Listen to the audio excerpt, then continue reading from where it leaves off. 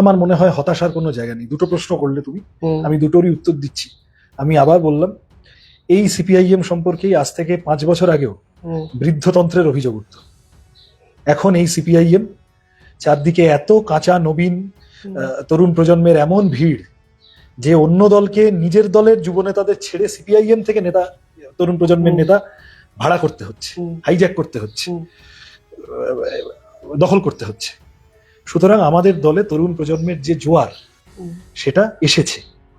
কেউ নিজের মাথার লজিক মেকানিজমটাই যদি পুরো অন্যরকম হয়ে যায়, তার যদি কেটে যায় কারুর, সে যদি ছিটকে যায়, তার মানে এই গোটা প্রক্রিয়াটাকে অগ্রাহ্য করে ফেলা বা গোটাটা সম্পর্কে বিমর্ষ হয়ে যাওয়ার কোনো কারণ নেই। আমি খুব স্ট্রিক্টলি বলতে চাই, আমাদের দল কম বয়সী ছেলে মেয়েদের সামনে নিয়ে আসা, এলাকায় এলাকায় তার যে প্রক্রিয়া জারি রেখেছে এবং তাদের যত্ন নেওয়া। আমি তোমাকে একটা ছোট্ট সুজনদার উদাহরণ দিলাম, এরকম অসংখ্য উদাহরণ দিতে পারি। এই সমস্তটা আমাদের দল করছে এবং আগামী দিনেও করবে।